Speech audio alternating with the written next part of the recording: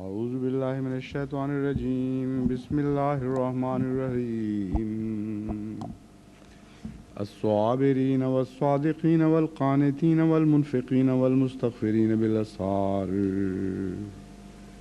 شهد الله أنه لا إله إلا هو لا إله إلا هو والملائكة أولو العلم قائما بالقسط لا إله إلا هو العزيز الحكيم إن الدين عند الله الإسلام وما اختلف الذين أوتوا الكتاب إلا من بعد ما جاءهم العلم بغيا بينهم ومن يكفر بآيات الله فإن الله سريع الحساب فإن حاجوك فقل أسلمت وجهي لله ومن اتبعني وقل للذين أوتوا الكتاب والأميين أسلمتم فإن أسلموا فقد اهتدوا وإن تولوا فإنما عليك البلاغ والله بصير بالعباد.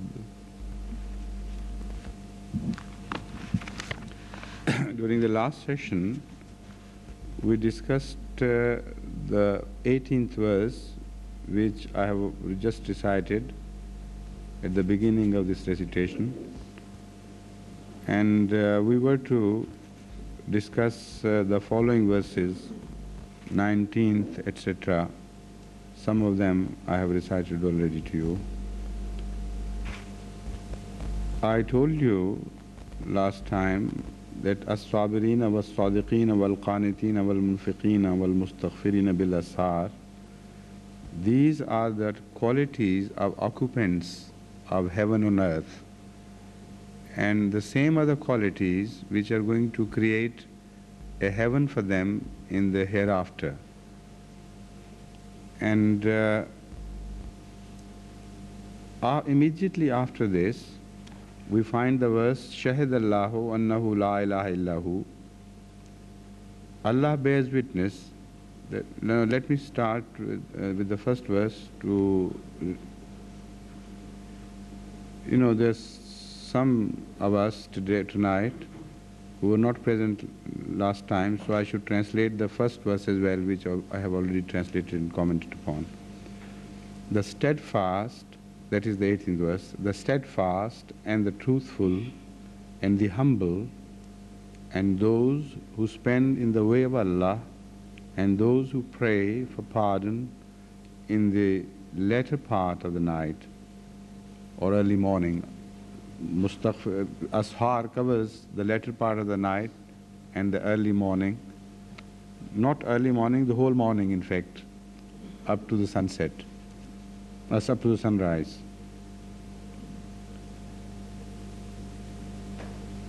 Allah bears witness that there is no God but He, and also do the angels and those possessed of knowledge, maintaining justice. There is no God but He, the mighty, the wise. Surely the true religion with Allah is Islam, and those who were given the book did not disagree, but after knowledge had come to them, out of mutual envy. And whoso denies the signs of Allah, then surely Allah is quick at reckoning. But if they dispute with thee, say, I have surrendered myself completely to Allah, and also those who follow me. They have also surrendered. And say to those who have been given the book and to the unlettered, have you also surrendered? If they surrendered, then they will surely be rightly guided. But if they turn back, then thy duty is only to convey the message, and Allah is watchful of His servants.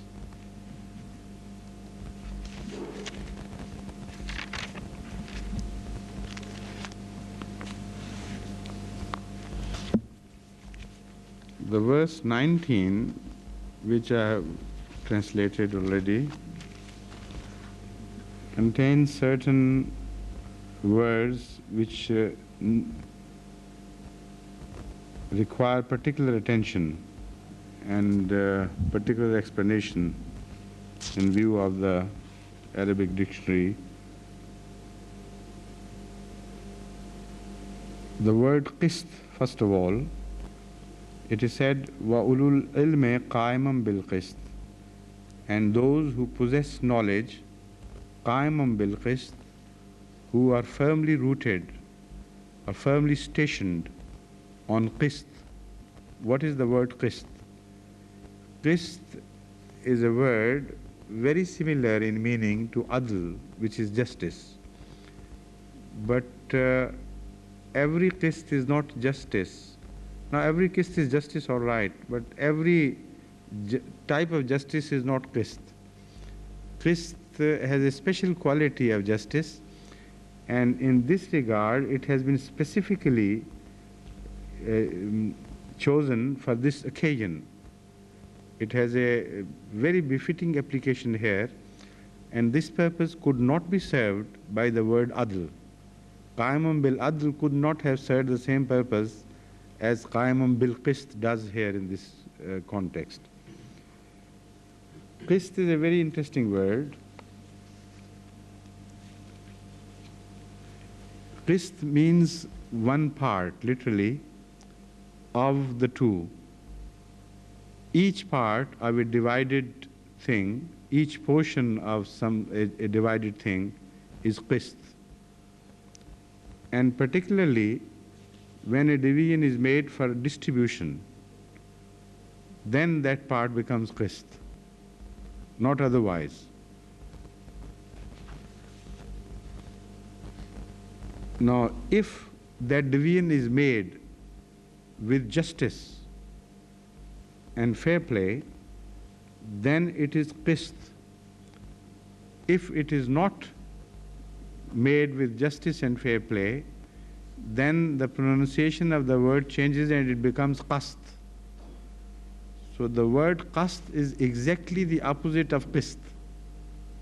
Qast indicates a portion has been made unfairly, without regards to the dictates of justice. But the verb derived from the same word is mostly similar. It's difficult to differentiate between the verb. For instance, qasata yaqsuto wa yaqseto qistan. This is derived from the word qist. If somebody has divided portions and allocated those portions to where they belonged with justice, then you can use qasata. That person has done qist. Yaqsuto means he will do justice in this regard, and yaqseto also is right. It can be said either yaqsuto pertaining to future or yaqseto. And qistan is the infinitive from which this verb is derived. Now the word qast also has similar verbs. Qasata is common between both. The word qasata, it may mean he divided portions with justice and honesty and gave them to their rightful owners, or exactly the opposite too. He did not divide them with justice and gave them to where they did not belong. Its future tense is never used in yaqsuto. That is the one difference. The future tense of qist, which is justice, fair play, can be both yaqsuto and yaqseto. But the future tense of qast is not yaqsuto. It is always yaqseto. So that is the one differentiating and retrieving feature of this dilemma. Qastan wa qusutan. That means somebody deviated from the right path, he behaved wrongly and gave something to someone which did not belong to him as his portion, or was unfair in dividing the portion, so that a part has been given to someone which belonged to someone else.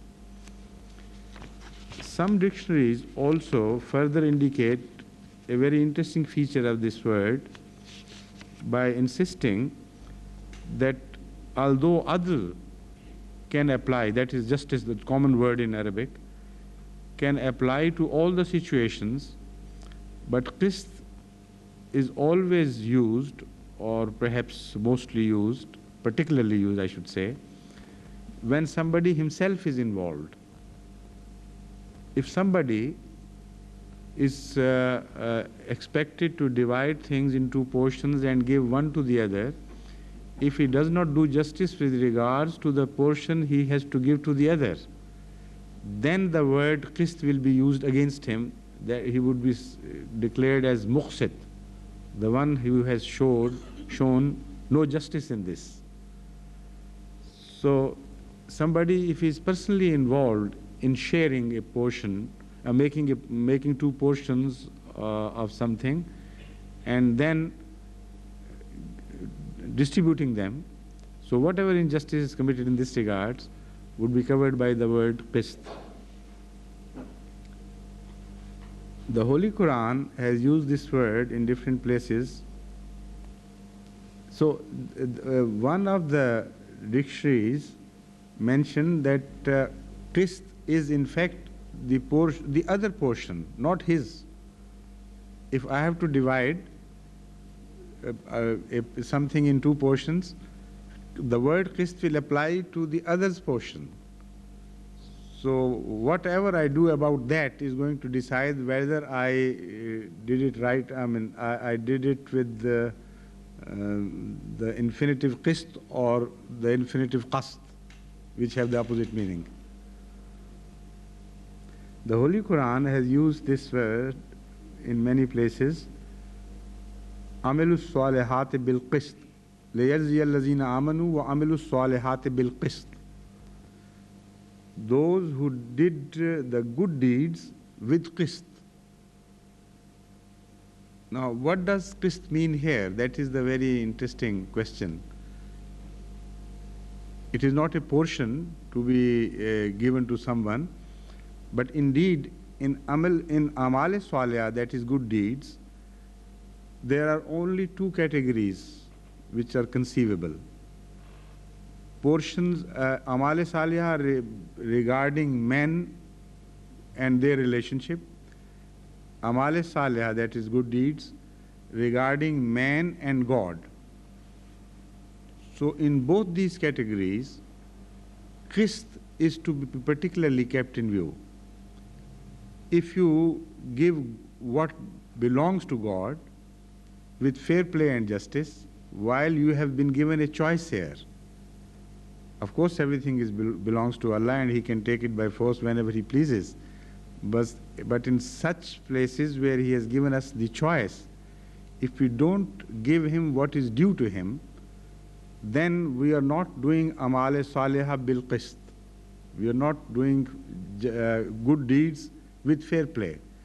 So that shows that all our good deeds can have a quality, a bad flavor of some qist somewhere.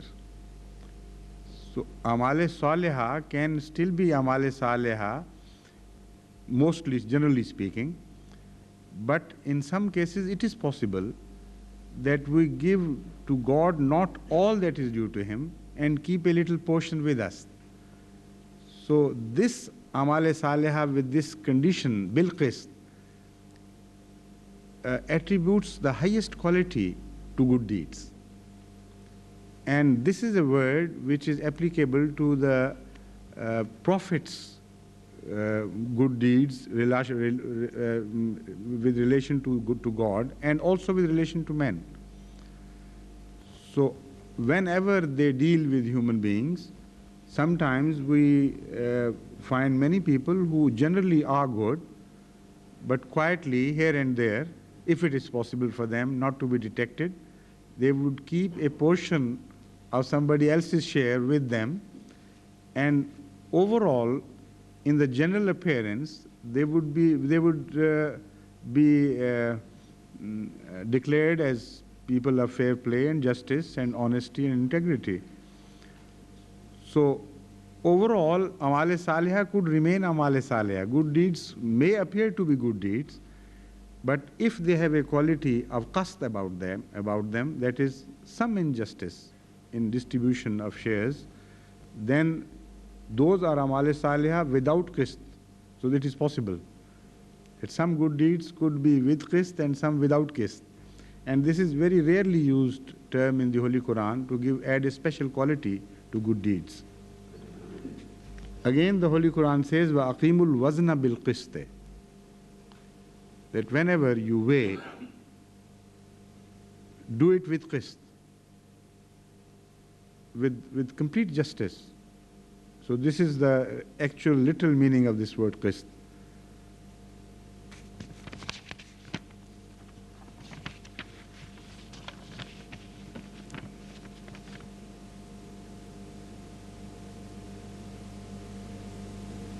وَالْإِقْسَاطُ أَنْ يُؤْتِيَ قِسْطَ غَيْرِهِ. So iqsat in the sense that somebody has done justice is with regards to other party's portion. So qist here would mean the other party's portion. Sometimes this, some interesting situations can be created by as far as the division of portions is concerned. So the word qist reminds the one who is distributing to be wary and watchful about what he does with the other's portion. Because if he does something wrong with his own portion, that is not to be, he is not to be censured. All that he can do to his portion is he can measure it less than he needed. So about oneself, in this regard, this word will not be used by way of censure against him, because it applies to both portions generally. So one may think that if I have taken my portion smaller than was due to me, according to the application of word qist, I have done something wrong. So this is why some intelligent, knowledgeable people well versed in Arabic have particularly pointed out that qist, the word qast, that is injustice in portioning, applies only to others' share, not to one's own share. You see, this is the reason behind it, a very intelligent and delicate reason.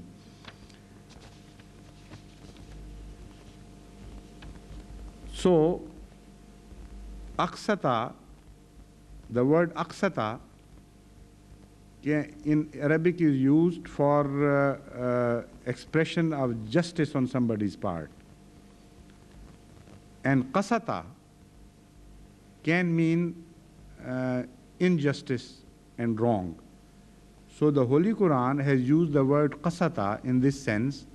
That is to say, the application of this word is keeping in view the root qast and not qist.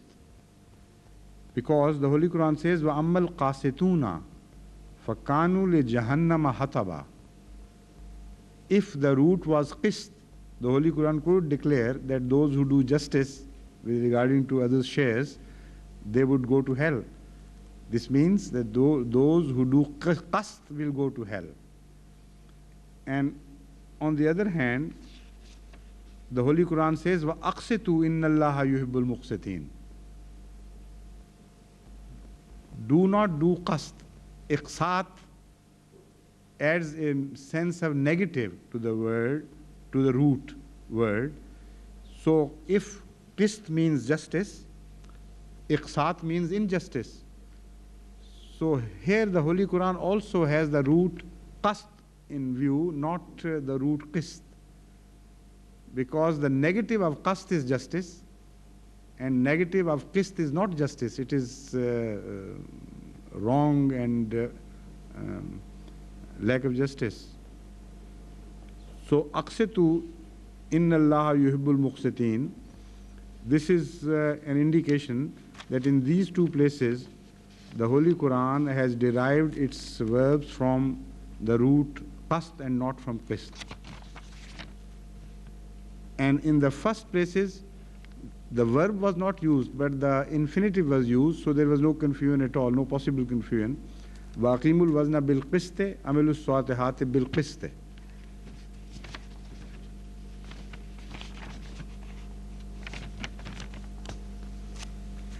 Now you'll be better able to understand this word whenever it is used in the Quran. Otherwise, you may be confronted with some confusion.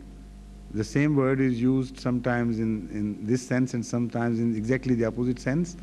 So keeping in view this, the different roots and their application, things will become very clear to you, I hope. Now I'll turn to this word particularly now in view of its usage here. Shahid Allahu annahu la ilaha illahu. Allah bears witness that there is no God but He. This is a claim made by the Holy Quran. Now you know the context of this claim. Christianity is being discussed here generally, among other things. And it is an argument against God being two or three or splittable person. Even if you claim he is one, if you consider that he can be split into three persons, then oneness of God is shattered. So how does this claim help Muslims?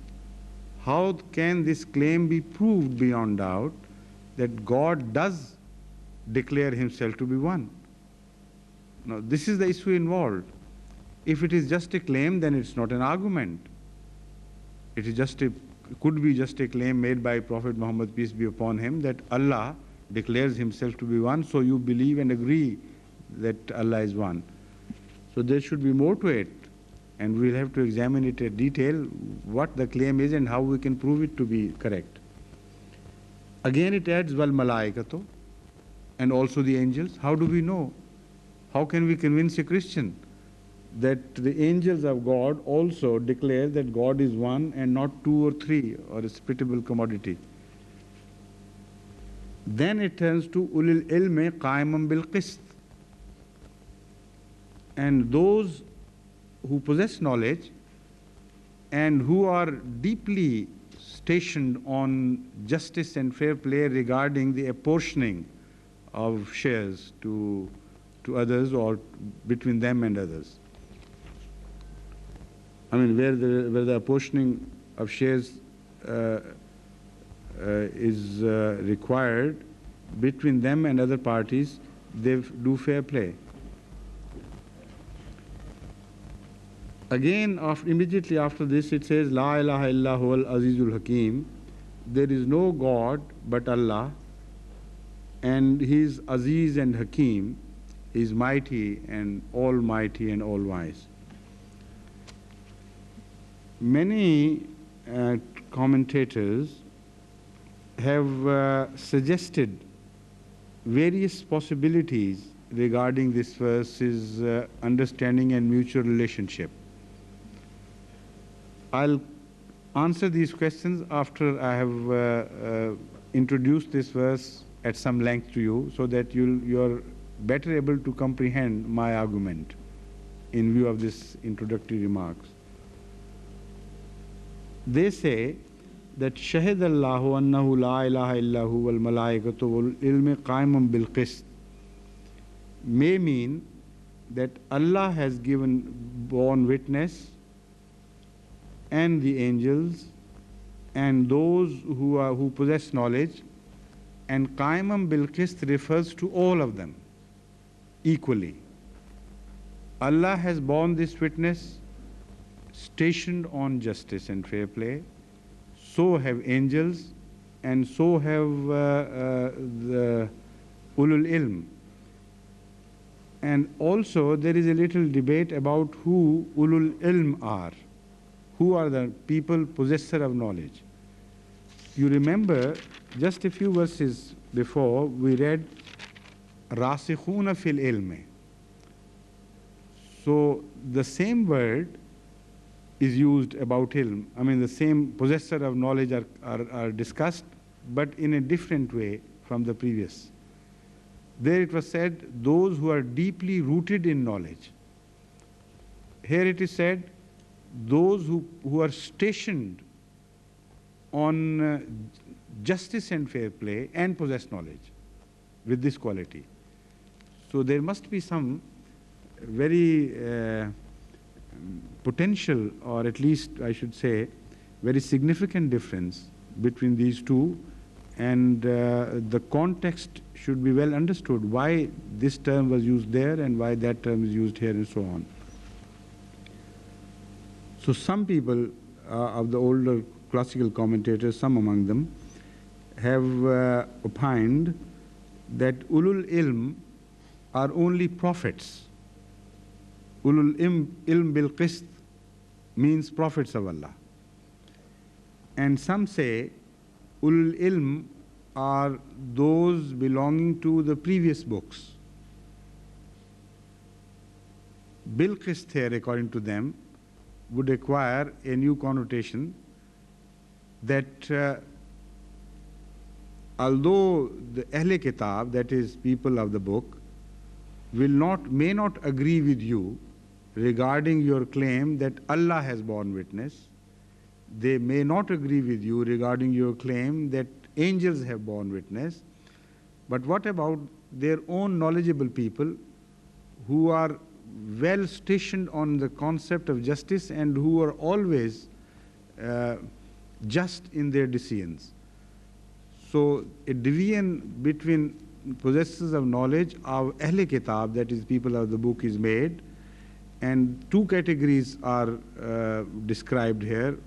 Some of them are still just, despite the fact that they don't belong to Islam, they are just and they are trustworthy in this regard.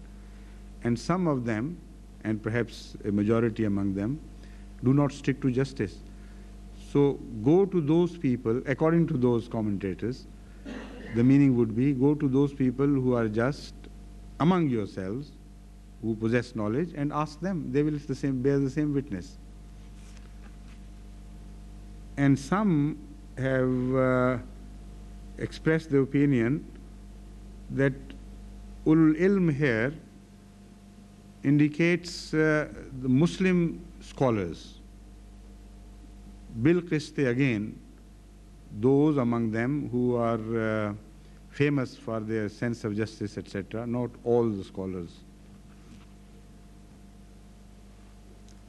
But still, it does not give a very satisfactory answer to the questions which I raised.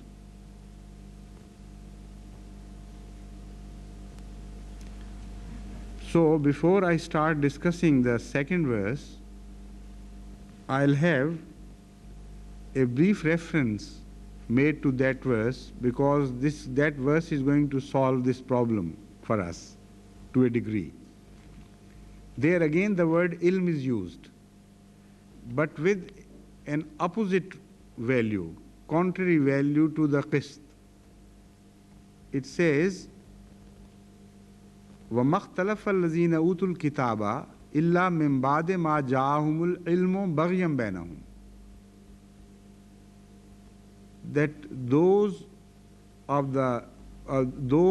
from among the people of the book who differ only after the true knowledge had come to them. And they differ بَغْيًا بَيْنَهُم, The word baghyan has been translated as out of jealousy among themselves. It may mean that, but baghyam also is exactly the opposite of qist. So,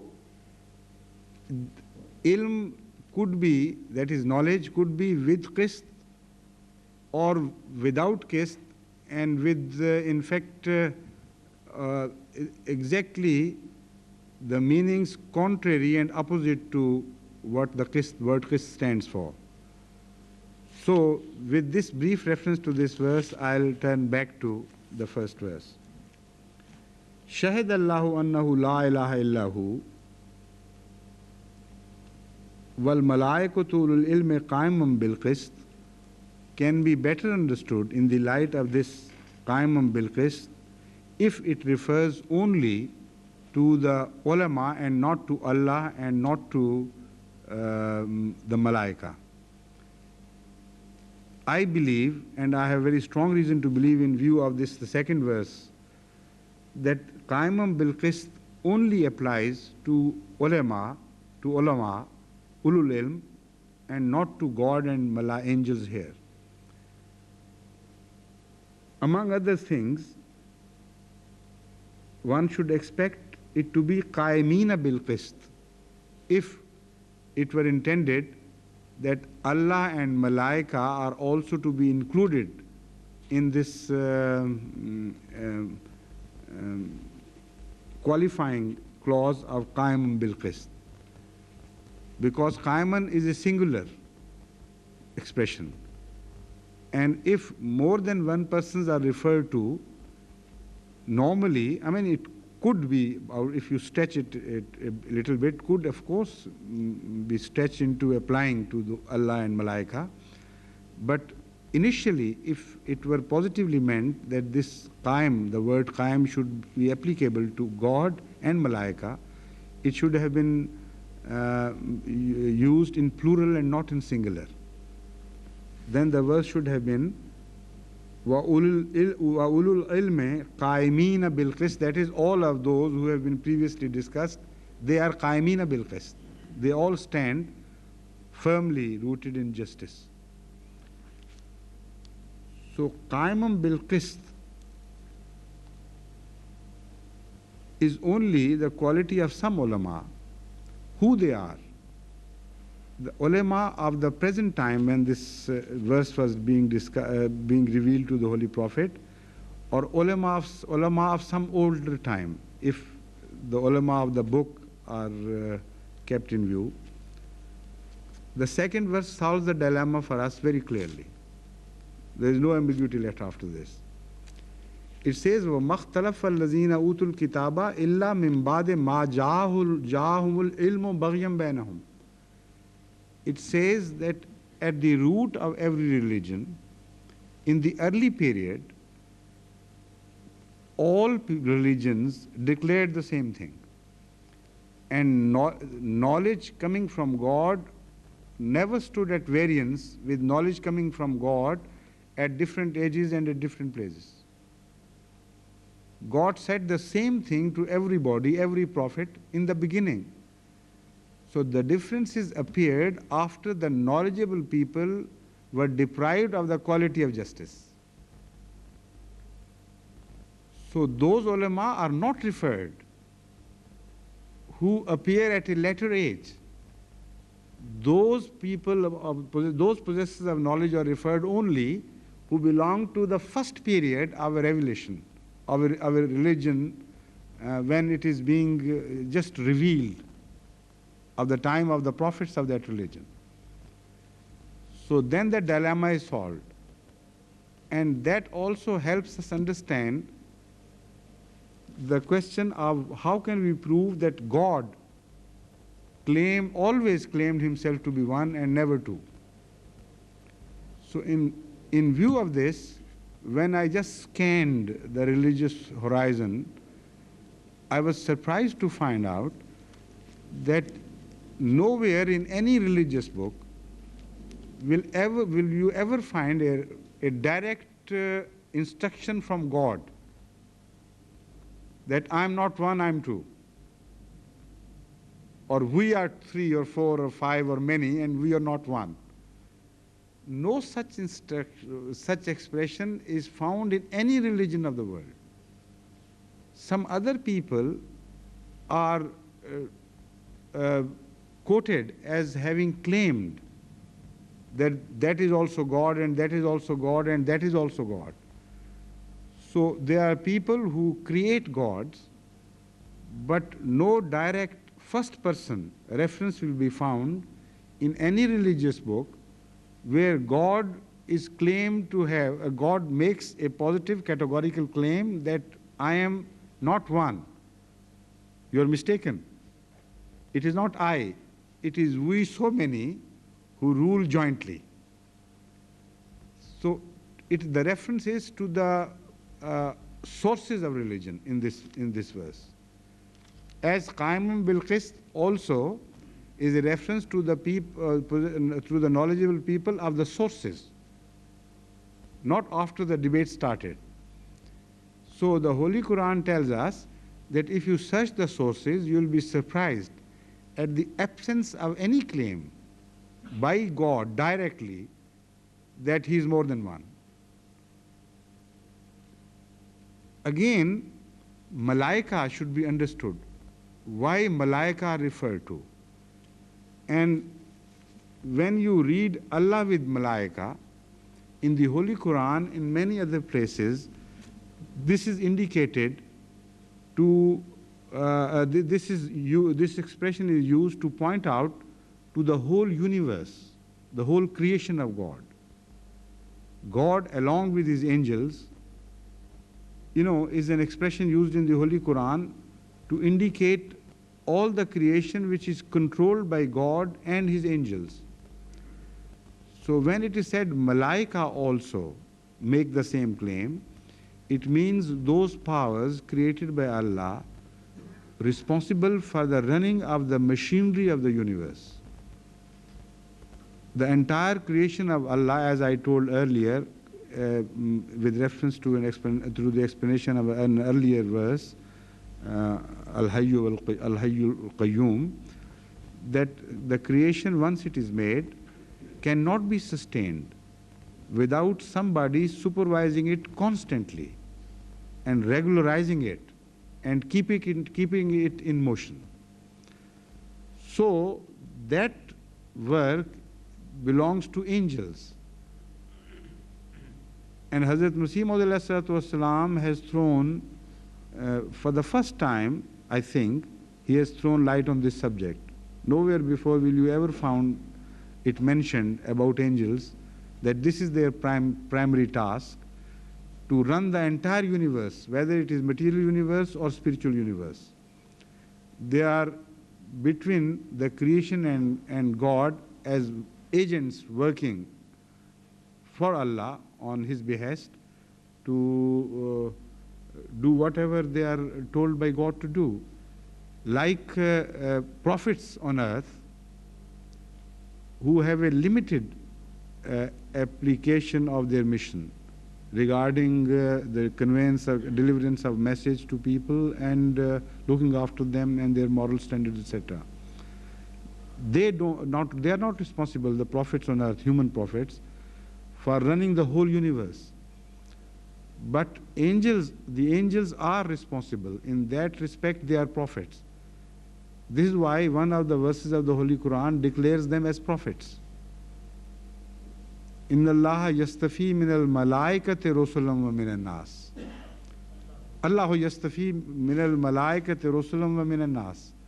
God chooses prophets from among angels and also from among human beings. So anyway, the angels here indicate those powers behind the universe and its running, running of the machinery. Now, Allah says that if you look into the mysteries of nature and explore all the possible avenues in nature, you will find an indelible mark of unity in everything. You will find no contradiction. and you will find that the angels perform their task in a manner that they are not contradictory to each other. There is no chaos. So Allah and angel here means, from this angle, a vision, it would mean that Allah is responsible for the creation of the entire universe. You will not find any contradiction in the universe, nor ever will you find a contradiction in the way it is run. It is in complete harmony. So those powers who are responsible for the maintenance of the universe after it is created and it's running, if they had two masters, there would positively be some clash, some confusion here and there, and some disagreement as to how things should be run. And because you don't find any trace of such thing, so you can prove to your enemies who don't believe in the Holy Quran either, that it is the witness of the angels through the expression in the way universe is run, that there is no God but one. So the same thing should apply to the religious universe here.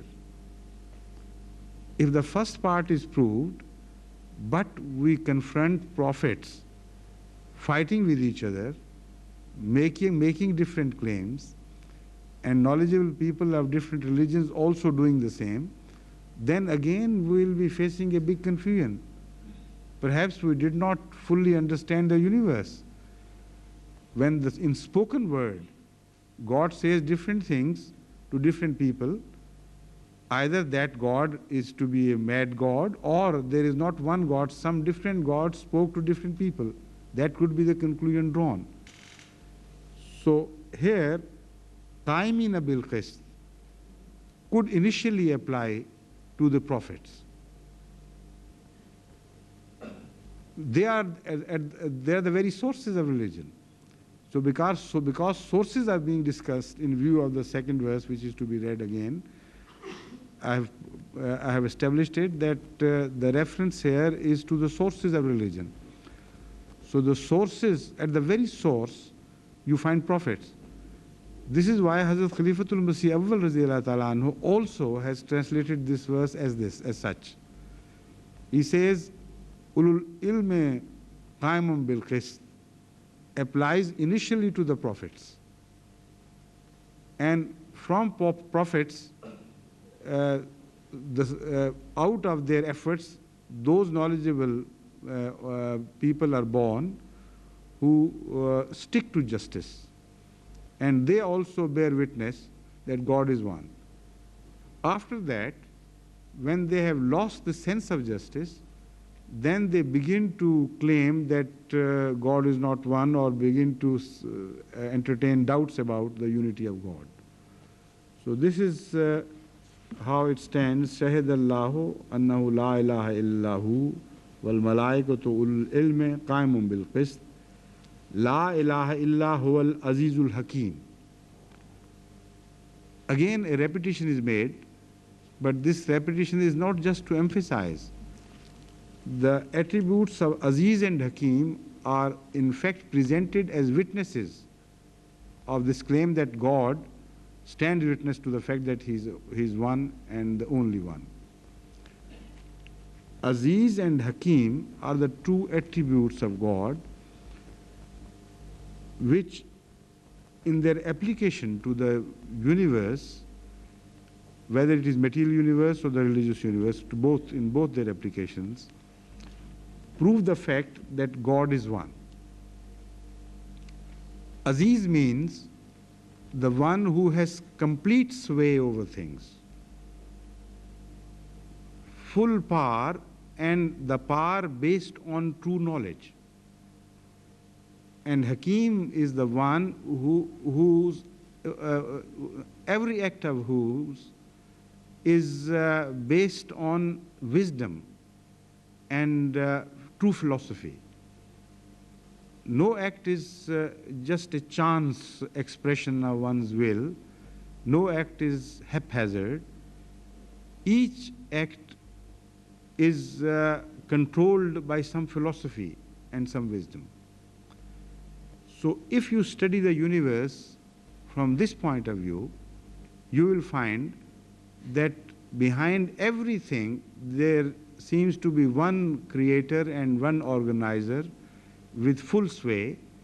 Nobody is there to interfere with his will or expression of his will. So again, the unity of God, the concept of unity of God is rounded up as if in a summary manner, and this Azizun Hakim further strengthens the claim which is made earlier, Shahid Allahu annahu la ilaha illahu wal malaikatu wa ulul ilmi qa'iman bil qist. Now interestingly, this Azizun Hakim, these two qualities, those two attributes of Allah, have a very special affinity with Messiahhood.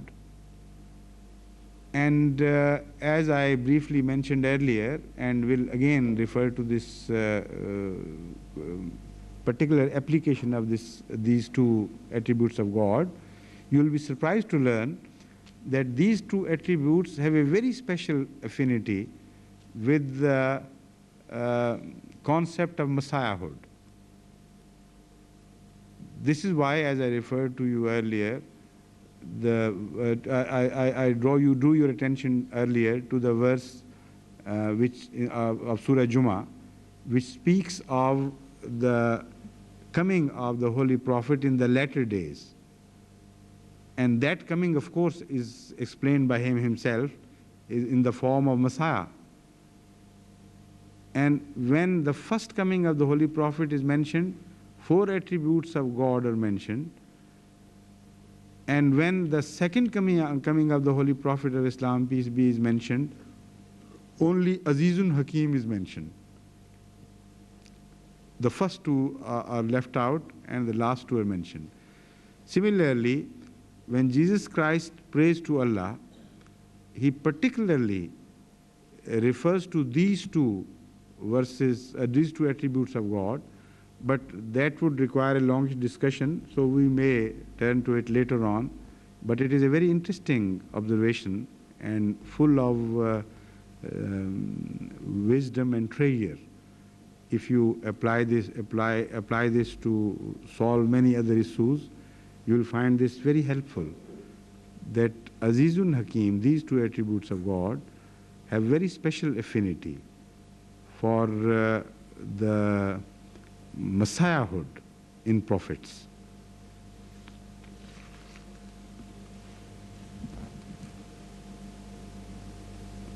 So because the wrong concept of Christianity about Messiah was rebutted, so Azizun Hakim, the expression of Azizun Hakim has a very significant application here. And because that Messiah which is created by Azizun Hakim could never have claimed that there are other gods than Allah.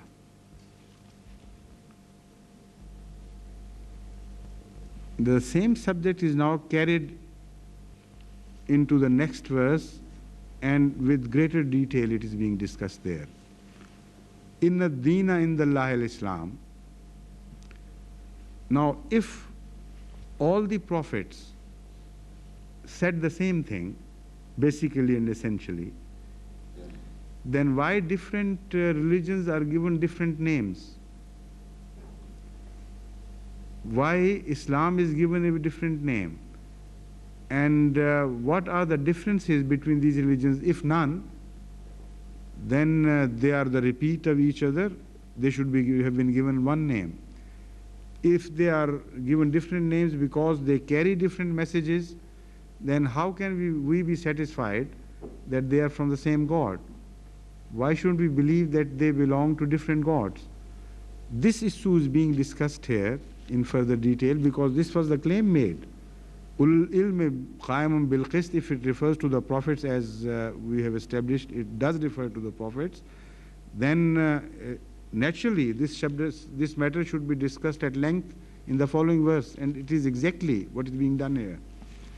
Inna Deena Indallahi al-Islam, it means surely the true religion with Allah is Islam. And those who were given the book did not disagree But after knowledge had come to them, out of mutual envy, as it is translated, or out of digression and out of wrong committed against justice. And whoso denies the signs of Allah, then surely Allah is quick at reckoning.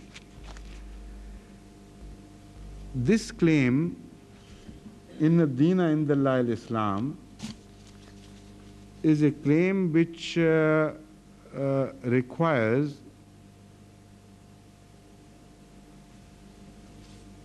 a wider discussion and a deeper discussion than it just meets the eye. Because if there is one God, then all the claims of all the claims made by the Holy Quran should agree with each other. Number one, there should not be at all any agreement with one statement of the Holy Quran with the other. And on the other hand, no statement of the Holy Quran should disagree with statements made by the books of other religion at any time, at any place. This is the most important issue which has to be discussed in detail, but most unfortunately, the very word, very declaration that Inna Deena Indallah al-Islam seems to have been contradicted in other places.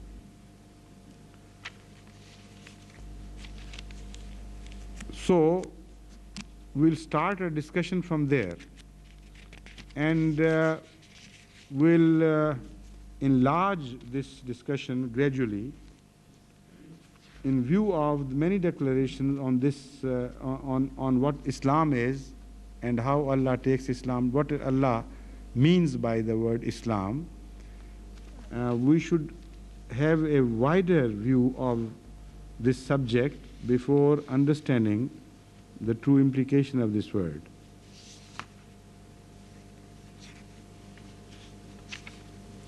Now, what is the apparent contradiction? Here it says, Inna Deena Indallah al-Islam. Verily, the only religion known to Allah is Islam, as if the rest are not religion or not worthy of being declared as religions. And in another place, the Holy Quran makes the claim, which is the verse which says it will not be وَمَنْ يَبْتَغِ غَيْرَ الْإِسْلَامِ دِينًا فَلَنْ يُقْبَلَ مِنْهُ. Whoever desires to possess a religion other than Islam, or is inclined towards a religion other than Islam, that religion will not be acceptable from him by Allah. It will be rejected. So this is a positive claim that there is just one religion, and that is Islam, and no other religion whatsoever is acceptable by Allah. And on the other hand, there is a claim that all religions originally were true, and all religions came from Islam, from Allah. And if they were truly from Allah, at least at the sources, then how can the Holy Quran make this sweeping statement that only there is one religion, Islam, and no other religion is acceptable to God? That is the one question raised here. This question becomes further complicated when we read another statement of the Holy Quran saying, Inna allazina amanu wallazina hadu wan nasara was sabiina man amana billahi wal yawmil akhir wa amila salihan falahum ajruhum inda rabbihim wala khawfun alayhim wala hum yahzanun. Surely those who believe, and the Jews, and the Christians, and the Sabians, whichever party from among these truly believes in Allah and the last day and does good deeds, shall have their reward with their Lord, and no fear shall come upon them, nor shall they grieve. Islam is not mentioned here at all. It's conspicuous with in its absence. In the one place it says Islam is the only religion known to God and no religion other than Islam would be acceptable to God whatsoever. Here many religions are named. Muslims are referred to as those who believe, but Islam is not mentioned. And it says in Allazina Amanu Wallazina Hadu, all those who are Jews and Christians, their names are mentioned. If they do good deeds, remaining Jews, remaining Christians, apparently this is the import of the verse, they don't have to fear anything. They would be rewarded amply by Allah. And again, Inna allazina amanu wallazina hadu was-sabiuna wan-nasara man amana billahi wal yawmil akhir wa amila salihan fala khawfun alayhim wa lahum yahzanun. The same verse is repeated with one additional condition laid on their piety or righteousness. In this verse, it was said, whoever among them does good deeds. But in the verse which I have read, another condition is laid down. Whoever who does good deeds and also believe in the day of resurrection and in the day of reckoning. So that was perhaps implied here in the first verse and made clear in the second verse. But again, you will be surprised to find that Islam is not mentioned at all. So what is the answer? Let us further examine those verses in which Islam is mentioned in various ways. We read the prayer of Hazrat Ibrahim ﷺ in the Holy Quran, Rabbana waj'alna muslimain laka wa min zurriyatina ummatan muslimatan lak. Our Lord, make both of us submissive to Thee and make our offsprings, our people, submissive to Thee. Now, although the translation in English says submissive to Thee, but the word Islam is used as such. And submission is just one meaning of the word Islam, not all the meanings. The simple statement, the prayer made by the Holy Prophet Hazrat Ibrahim was, Rabbana waj'alna muslimain lak. O our Lord, make both of us, that is me and my son, Muslims for you. This is the real translation. Wa min zurriyatina. And also make Muslims from our progeny, from our offsprings. Ummatan muslimatan. Now this clinches the issue. Here the word Muslim is not used in ordinary sense, or in ordinary grammarian sense. No, I mean sense of the dictionary. But it is used as a term, religious term. It says, Ummatan muslimatan lak. Make us an ummah which is Muslim. So the foundation of Ummat-e Muslimah seems to have been laid at the time of Hazrat Ibrahim ﷺ. And all the following religions after him in the same lineage, although they were given apparently different names, but they were Islam. This is what apparently the claim is made here.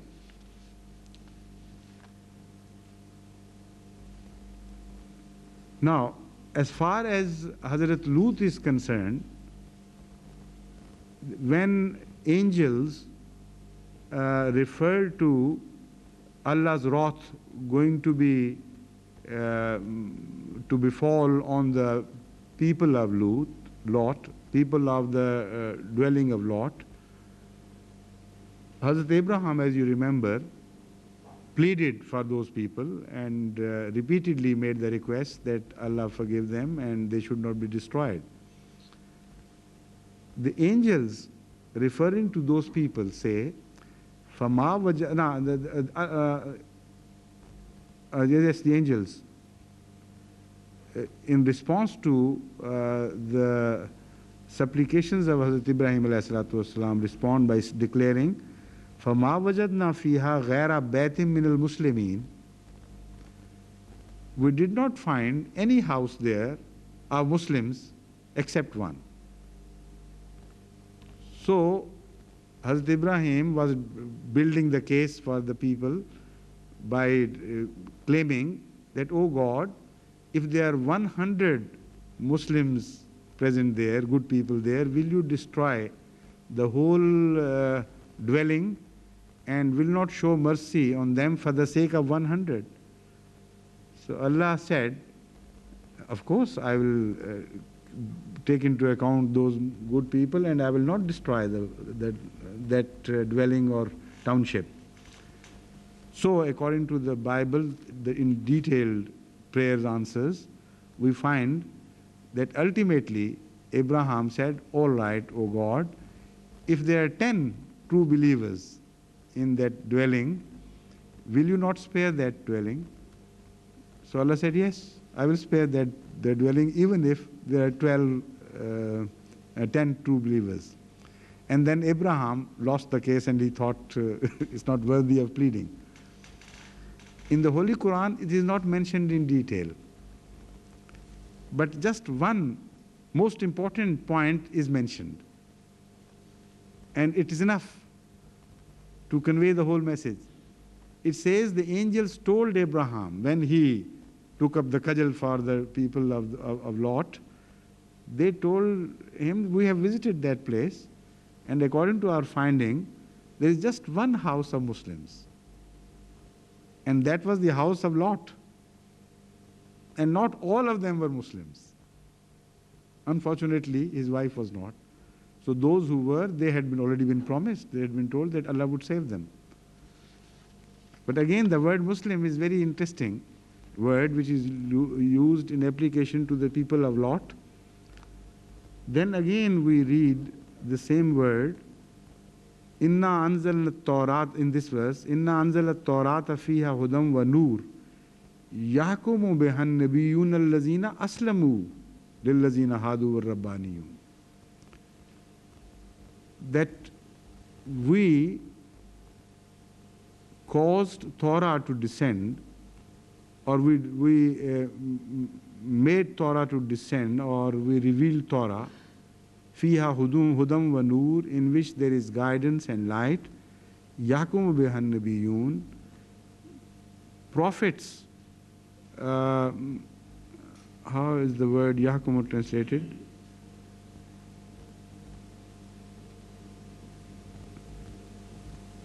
Sought guidance or sought light, yakumo, or issued edicts in the light of the teachings of Torah. Allazina aslamu. We refer to the prophets who were Muslims. Here the verb is used, not the noun, but literally, practically it amounts to the same. Those who had accepted Islam. So all the prophets of Torah after Moses are also referred to as Muslims. In what sense the word Islam is applied here, I'll discuss that later. Now when some Christians started debating with the Jews about what Abraham was, the Jews claimed he was a Jew, and the Christians claimed that he was a Christian, in a sense, in reality. The Holy Quran declares, Ma kana Ibrahimu Yehudiyam wala Nasraniyam, walakin kana Hanifam Muslima. Abraham was neither a Jew nor a Christian, he was a Muslim, true and honest.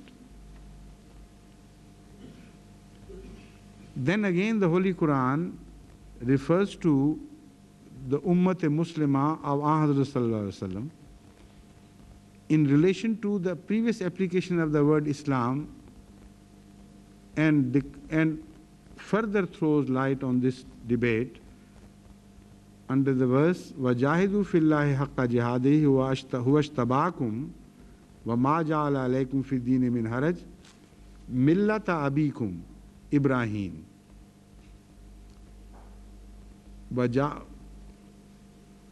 And strive in the cause of Allah as it behoves you to strive for it. He has chosen you and has laid no hardship upon you in the matter of religion. So follow the faith of your father Abraham. Millata abikum Ibrahim. Huwa sammakumul muslimina min qablu wa fi haza. ليكون الرسول شهيدا عليكم وتكونوا شهداء على الناس فأقيموا الصلاة وآتوا الزكاة واعتصموا بالله ومولاكم فنعم المولى ونعم النصير. Millat Ibrahim or Ummat Muslimat al-Lak, they are one and the same thing. You call it Millah or you call it Ummah. And the Holy Quran says, in reality, literally it says, Millata abikum, the millah or the people or the party created by Abraham. It doesn't say follow. This word follow has been added by the translator to explain this. Otherwise, the expression here is without any commanding clause or verb. It does not say that follow the Millat Ibrahim. What it simply declares is that Huwash tabakum, Allah has chosen you.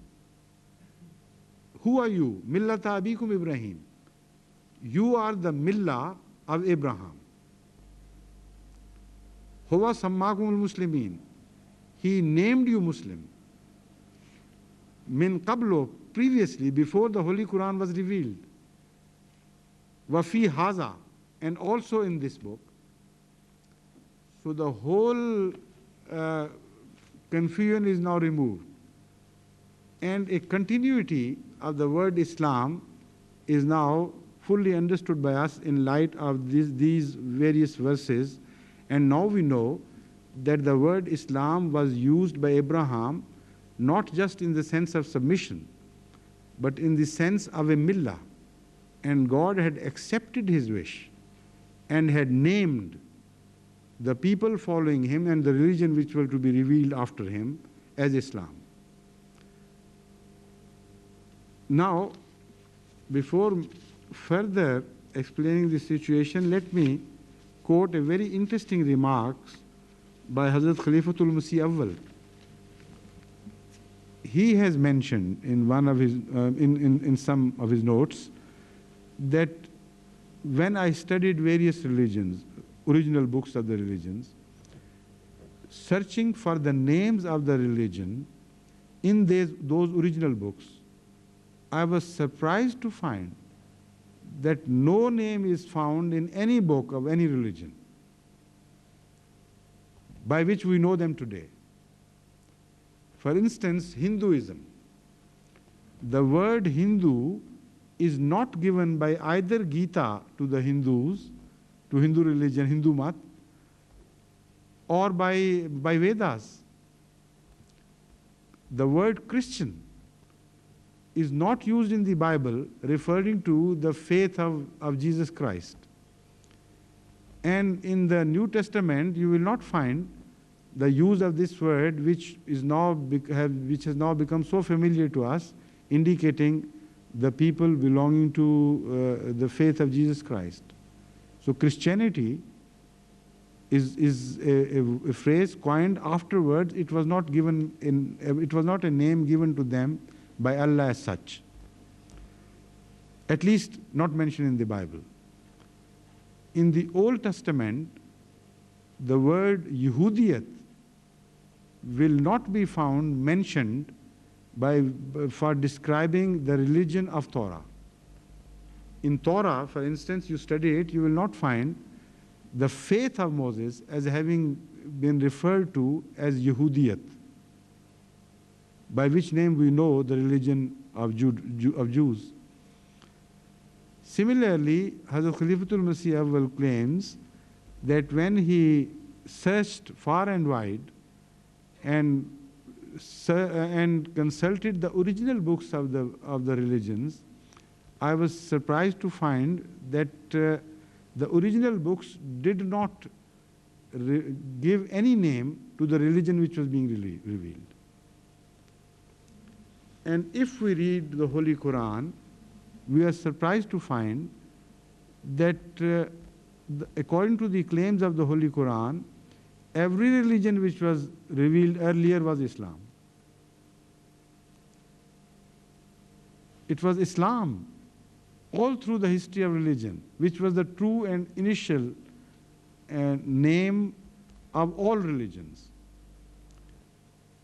And it had to be Islam and nothing else, because only Islam conveys the essence of religion perfectly and most comprehensively.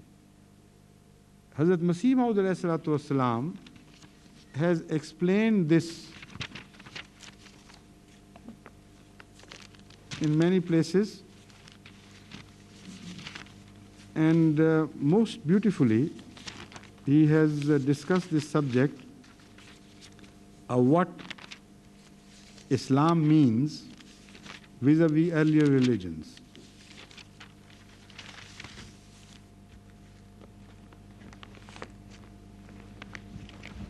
Let me find out.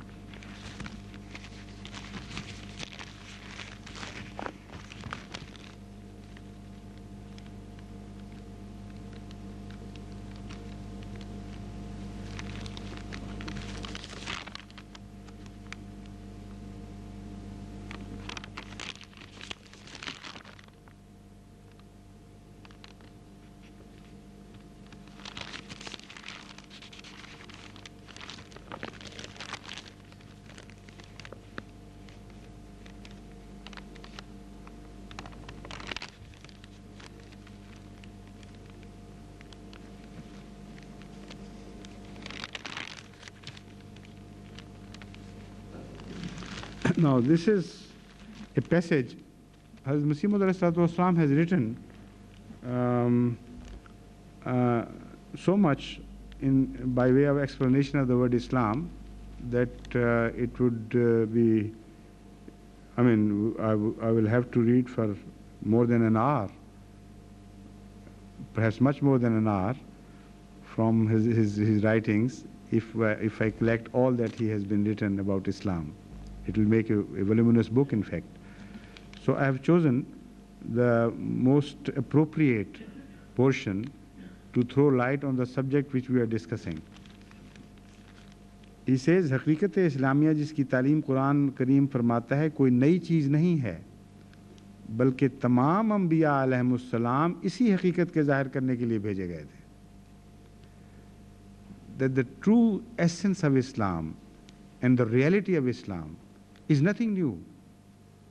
In fact, all the prophets of God, all the messengers of Allah were sent to express the same truth every time, everywhere. This was the most essential thing, Islam, which was being discussed earlier. So every religion was Islam. और तमाम इलाही किताबों का यही मुद्दा रहा है कि ता बनी आदम को इस सिरात मुस्तकीम पर कायम करें. The सिरात मुस्तकीम which is mentioned in Surah Fatiha, Hazrat Masih Maud alayhi salatu says all the books, revealed books earlier, were preparing the mankind for ultimately being led to this sirat mustaqim. The earlier period was that of preparation of mankind, and it was Islam right from the beginning till the end, no other religion.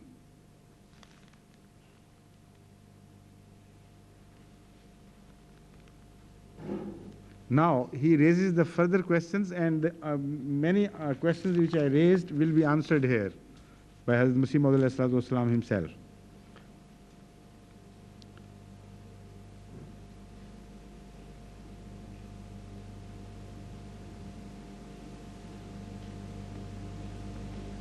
Then he says, जो दूसरी तालीमों पर कुरान करीम की तालीम को जो दूसरी तालीमों पर कमाल दर्जा की फ़ौक़ियत है, तो इसकी दो वजह हैं. After this statement is made, one wonders then what is the difference between the Holy Quran and the rest of the books? If they said the same things, why the Holy Quran has ascendancy over them in excellence and in so many qualities? So there has to be some reason. Hazrat Muhammad it declares that it has two reasons. Number one, पहले नबी अपने ज़माना के जमी बनी आदम के लिए मबूस नहीं होते थे, बल्कि वो सिर्फ अपने एक ख़ास कौम के लिए भेजे जाते थे जो ख़ास इस्तेदाद में महदूद और ख़ास तौर के आदात और अक़ायद और अखलाक और रविश में काबिल इस्लाह होते थे। बस इस वजह से वो किताबें कानून मुख्तसर कौम की तरह होकर सिर्फ उसी हद तक अपने साथ हदायत लाती थीं जो इस ख़ास कौम के मुनासिब हाल और उनके पैमाना इस्तेदाद के मुवाफ़िक़ होती थी। It's a beautiful statement, so short and so full of wisdom, and the language used is the highest quality by Hazrat Masih Maud. He has packed so much in such a short sentence, a few sentences. It's surprising how he could do it. And the translation is so difficult, so challenging, that I find myself inadequate to do right by this writing of Hazrat Masih Maud by attempting to translate it. I'll give you just an idea of what he's saying in my own words. He says that the first reason was that the previous religions were revealed at certain times for keeping in view certain people of earlier days. Now those people had not developed enough, and they had specific requirements in education, and they had specific capabilities at certain stages of development. Nor could one forget the particular time in educating them in which they were born, nor one could overlook the specific requirements they had in reference to their time, nor could one overlook the fact that they belonged to a certain stage of human development which was continuing. So in view of these factors, Islam which was revealed to them was only that part of Islam which was needed by them, not all of it. So that part of Islam which was necessary, that was revealed to them. It was still Islam, but not complete Islam. दूसरी वजह यह कि उन अम्बिया अलैहिस्सलाम को ऐसी शरीयत मिलती थी जो कोई ख़ास ज़माना तक महदूद होती थी, और खुदा ताला ने उन किताबों में ये इरादा नहीं किया था कि दुनिया के आखिर तक वो हदायत जारी रहें. The second reason is that their message was limited to time. Now that we know, what Hazrat Masih Maud has added to it in a very short phrase, he has opened up a completely new avenue. He says those teachings were, of course, for a particular time which already has been discussed, but God had not yet decided to reveal a teaching which could cope for the requirements of mankind for all ages to come till the end of the time. So Islam, when it was to be revealed in perfection, had to be a religion not only for the people of that time, but it should have been sufficient to meet the requirements of the future man to be born in relation to the time when Islam was being revealed. So as such, they were Islam, but only partial Islam. This is the claim made by Hazrat Masih Maud in this short passage. Now, in view of this, when we further study the same surah, after a few verses you will find a very interesting declaration made by the Holy Quran in this the same surah, which completes the picture for us and which fully corroborates what Hazrat Masih Maud is telling us.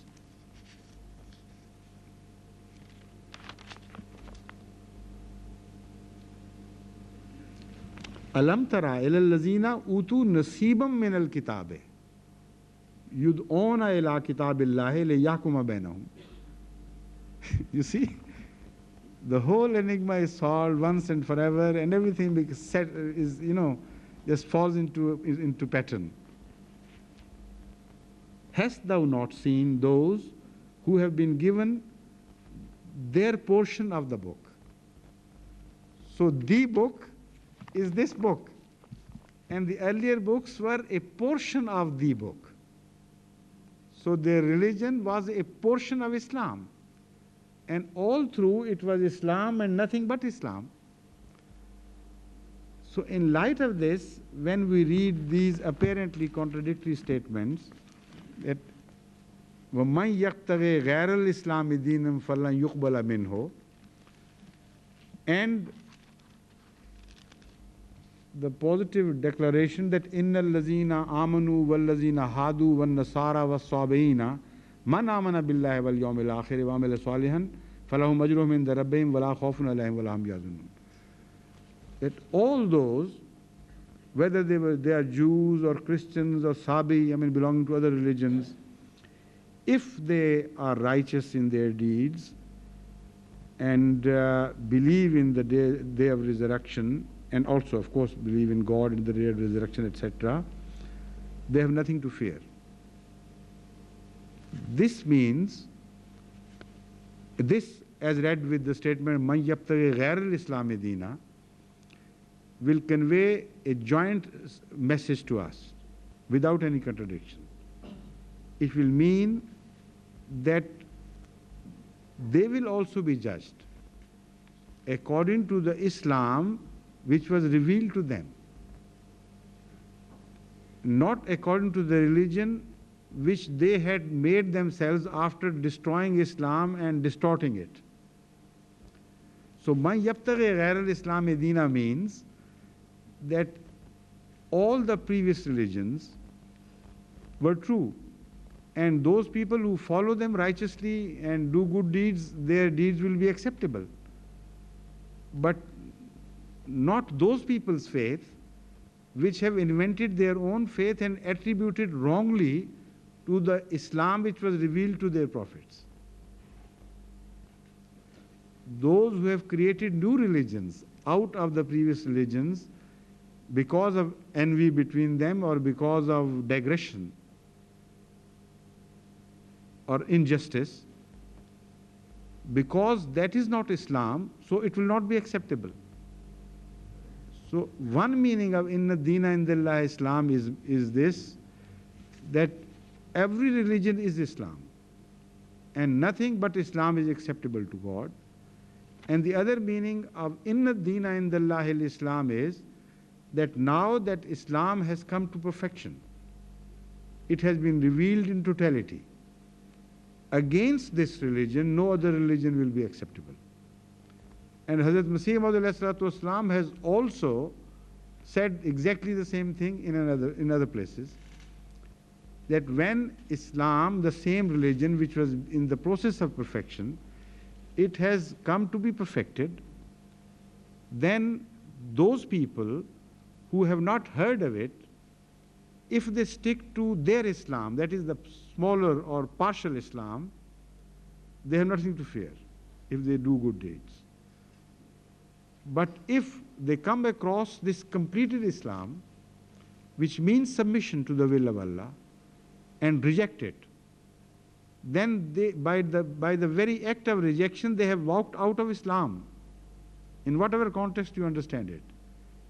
Because Islam essentially means submission to the will of God, not with reference to one prophet or another prophet. This is why the perfected Islam, the complete Islam, lays special emphasis on belief in every prophet and every book, without even mentioning them. And because no other book does the same, So we can imply that they were not perfected. They were not the complete Islam. Otherwise, they should have referred to other books as well and other prophets as well.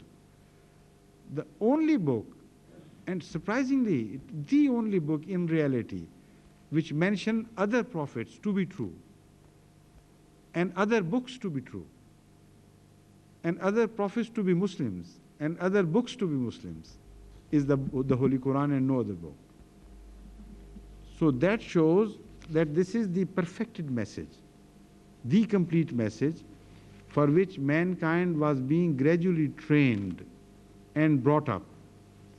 Ultimately, when this was revealed, so if after perfection this is rejected, then the faith of such a person will be rejected by God.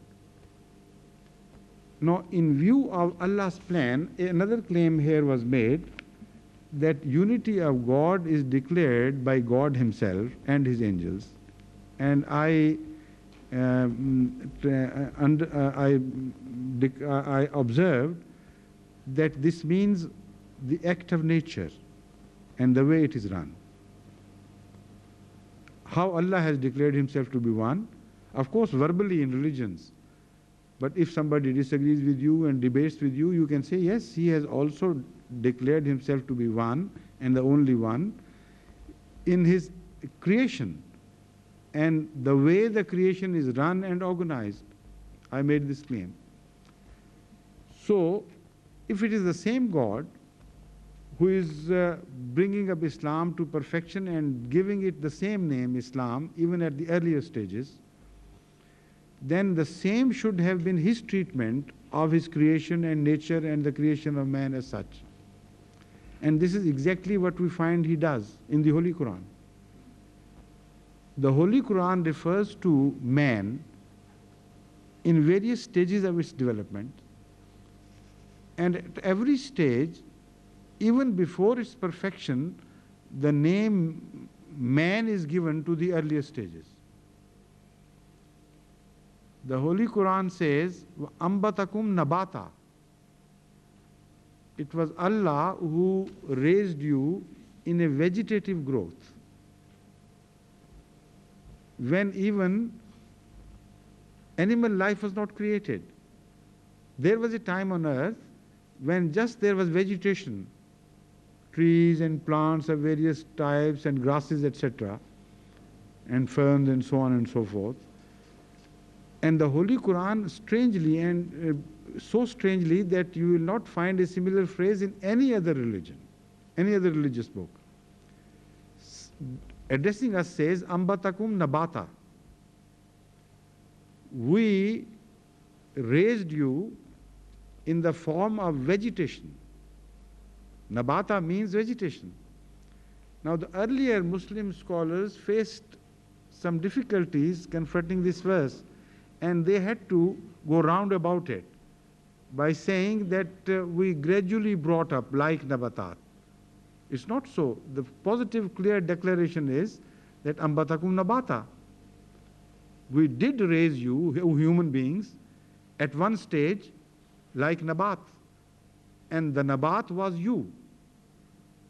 So the message is that at the very first act of creation, it was man which was in view of God, and the first steps did not signify anything until they were carried to the stage of perfection in man. So in the very first act of creation of life, in whatever form the life appeared on earth, in the sight of Allah, it was man who was being created, and at that time, that was man. Because perfected man was not there. But when higher stage of perfection was reached, then it was no longer man. This is the most interesting point which is derived from the study with reference to, or study of the Holy Quran with reference to the creation of man. So, go to the higher scale, rise gradually with the unfolding of evolution, and at each stage, the life which ruled supreme, which was the latest model in the creation, that was as if that was man, because that was the closest stage to manhood. And because it was man who was being created right from the start, so that represented man.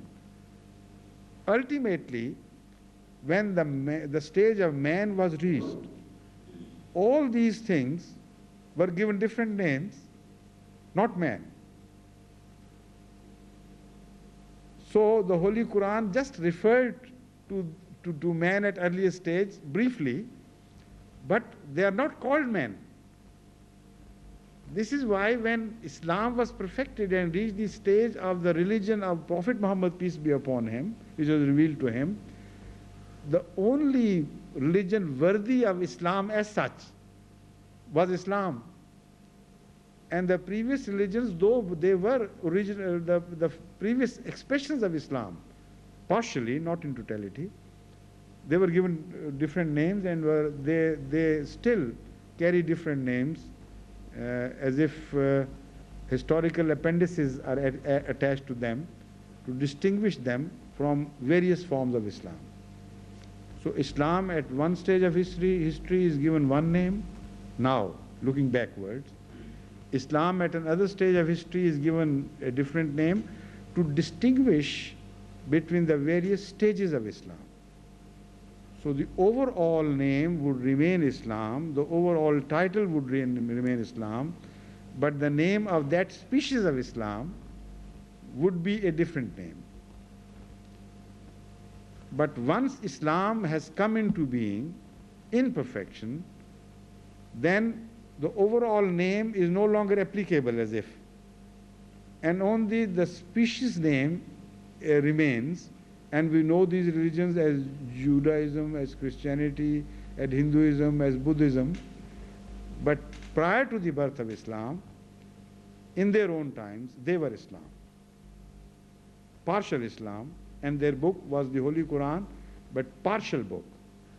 Utu nasibam min al-kitab. At that time, they were not given the whole book, but a portion thereof. Now, in the light of all this, we understand the word Islam in the largest perspective, but those who did not understand the Quranic language, they chose to attack the Holy Quran and Prophet Muhammad, peace be upon him, in the light of these apparent divergences and contradictions. Reverend Berry, our old friend, stands prominent among such people. He says, Muhammad therefore again attests the truth of Judaism and Christianity. And in this passage seems clearly to state that the Jews and the Christians were the followers of the true religion up to the date of his prophetic claim. If so, now look at the very clever twist. He accepts that, apparently, he says, okay, this is acceptable. But if so, a comparison of the religions will show how far Islam falls short of being the true religion taught by the prophets and Jesus, and also how far the charge of envy is justified. You know, Baghya, the word Baghyan, because it is generally translated by various translators as envy, so he's referring to the same. That is to say, he's referring to the verse,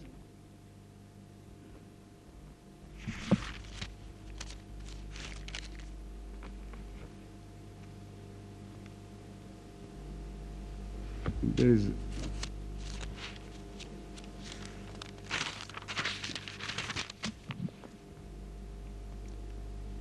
Inna dina indallah Islam wa makhtalafa allazina utul kitaba illa min ba'de ma ja'ahumul ilmu baghyan bainahum wa man yakfur bi ayatillahi fa inna allaha sari'ul hisab.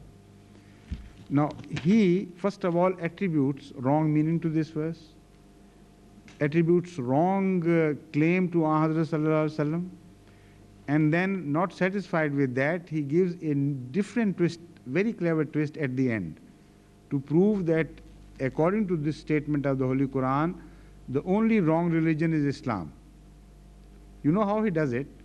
He says that this declaration in this verse means that all these religions were true until ikhtilaf started, that is, ikhtilaf between these religions and Islam. You see, ikhtilaf means difference of opinion. So he translates this verse as this, that according to the confession made, he says by Muhammad, peace be upon him, all religions were true until the time the debate started between Islam and previous religions. And because they were true, he says now, so Islam should be judged according to them. That is to say, they are Furqan for the Quran, and the claim which was earlier made is ignored by him. The Holy Quran has already answered this question. It says the Holy Quran would work as Furqan for them, not they as Furqan for the Holy Quran. In the very first verse, the Holy Quran has made this claim, that Furqanan, we have made this book as arbiter, or the one who is going to judge the previous books, and not that the other books would stand judges over the Holy Quran. So now he twists the whole the declaration of this verse in a manner which is exactly the opposite of what the Holy Quran is saying. But it is a very clever twist, you must agree. Having established that the previous religions were true, and having wrongly claimed, not established, that by ikhtilaf it means when they differed with the Holy Quran, up till then, positive, that is to say, when the Holy Quran came into being. Up till that time, they were true. So if they were true, then the Holy Quran should be judged according to him in the light of their statements. And wherever the Holy Quran disagrees with them, there it must ensue that Holy Quran is wrong. Very intricate, process of his mental faculties is displayed here.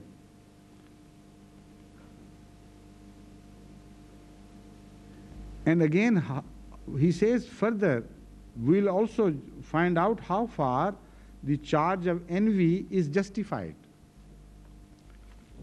That is to say, are they envious or you are envious of them? That is also again a very interesting twist. So, in light of this attack, although all the things have already been made clear, I will say a few more words regarding this verse and its true meaning.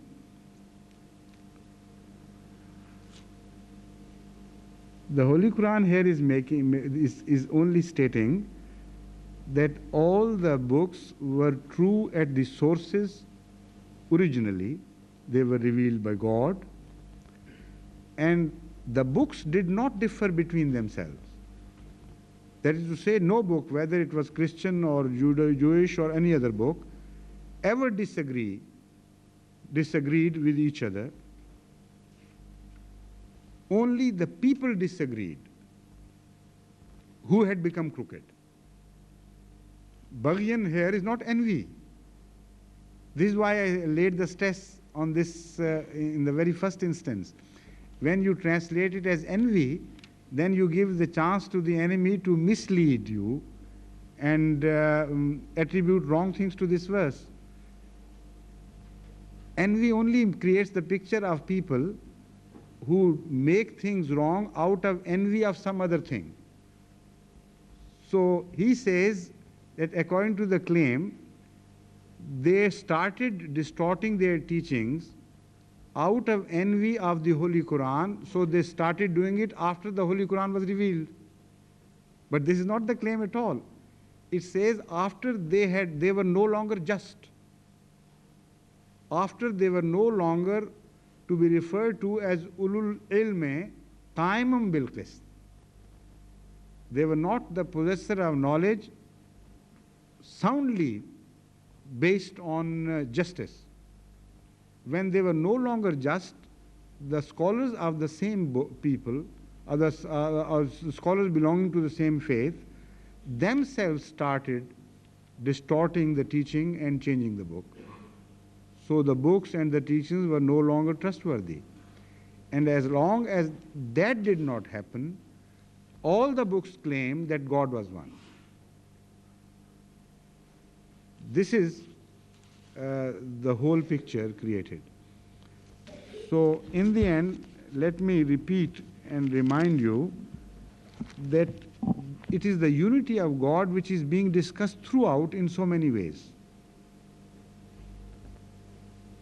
Previously, it was claimed that all religions belong to Allah, do not differ with each other, and they are the same, and they belong to the same source. Prophets belong to the same source. Now it is mentioned why they are different, given different names, and what is the true original name of every religion, and this name is mentioned as Islam. Overall, most comprehensive name which can be given to religion is Islam. That is to say, religion and Islam are one and the same thing. So the apparent differences which are created by distorted people and not by the books. So the unity of God is further established in this regard.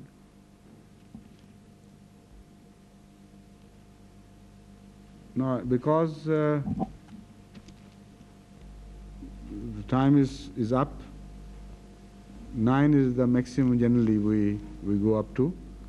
So inshallah, the day after tomorrow we'll sit again and discuss the other verses which I have already recited.